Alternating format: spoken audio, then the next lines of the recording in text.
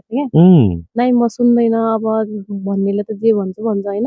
आफ्नो जिन्दगी आफूले कटाउने जिन्दगी हो ठिकै छ केही छैन अनि भनेर भन्नुभयो त्यसै कुराहरू सबै शेयर गर्नु यति बुझ्ने श्रीमती पाएपछि दुर्गाजी भइयो नि साथी फुलाएर बस्नु भएको छ कुरा गर्नु सजिलो भयो नि त होइन अनि उहाँलाई चाहिँ कुरा गर्न बहुत अप्ठ्यारो लागिरहेको थियो पहिला त्यही भएर चाहिँ दिदीलाई सोधेँ दिदीलाई सोधेपछि कुरा भयो अहिले चाहिँ तपाईँहरू हिँड्दै गर्दाखेरि कामकाज गर्दै गर्दाखेरि कसले के गर्नुहुन्छ अलिकति बताइदिनु त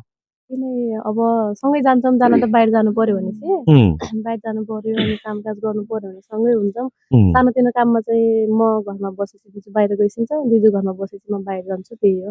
ए काम कसले बाँडफाँड गर्छ काम चाहिँ अब दिदी तीनजना बसेर मस्तो काम गर्दैन मलाई गाह्रो दिने उसलाई सजिलो दिने हुन्छ नि त्यो चाहिँ भाषा मेन चाहिँ जाडोको टाइममा म कसरी जान्छु त्यो चाहिँ अब सबै कुराहरुमा कामहरुमा सबै मम्मी बुवाहरुले पनि सपोर्ट दिन्छ नि त हामीलाई मात्रै हुन्न अब हामीलाई मात्रै हुने भए गाह्रो हुन्छ भनेर मम्मी बुवा हेर्छिन्छ मम्मी बुवाले सपोर्ट गर्छिन्छ काममा हैन आधा काम म गर्छु आधी काम तिमीहरु गर भन्छिन्छ बुवा पनि सँगसँगै हिँड्छिन्छ काम भयो भने के अनि फेरि मम्मी पनि हिँड्छिन्छ त्यही भएर मम्मी अब हामी दुईटै बाहिर गयो भने मम्मी घर बच्चापछि हेर्ने अनि गाई बाख्रा चराउने गाई बस्तु चराउने मम्मीले गरिदिन्छ त्यही भएर हामीलाई नि सजिलो हुन्छ है हजुर कहिलेकाहीँ कस्तो लाग्छ यो हुन त हामी कानुन सम्मत छैनौं हैन कानुनको खिलाफ गाछौं र पनि मिल्न सक्यो भने त सम्भव छ कानुनले पनि छुट दिँदो रहेछ जस्तो लाग्छ कानुनले पनि छुट दिँदो रहेछ सबभन्दा आफ्नो फ्यामिलीबाट राम्रो भयो भने सपोर्ट भयो भने चाहिँ अनि यो कानुन आफैले मान्छे नै बनाएर बनाएको त हो नि सबै मिलेर बनाएको त हो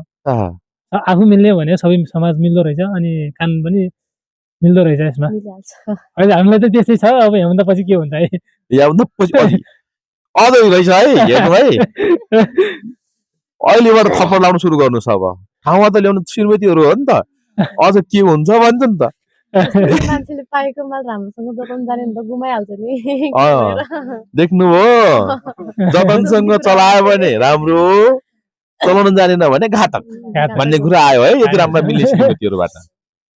भनेपछि अर्को ल्याइयो भने त दनाउ दिने हो दिन्छ पनि उतै पठाइन्छ पनि कतिपयले भन्छन् यो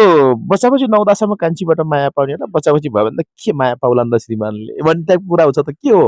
नै त्यो देख्नेहरुको लागि चाहिँ नराम्रै हो देख्नेहरुको लागि चाहिँ नराम्रै सोच हो हैन अनि सोच्ने बुझ्ने दुःख बुझ्ने खालको मान्छे भयो भने चाहिँ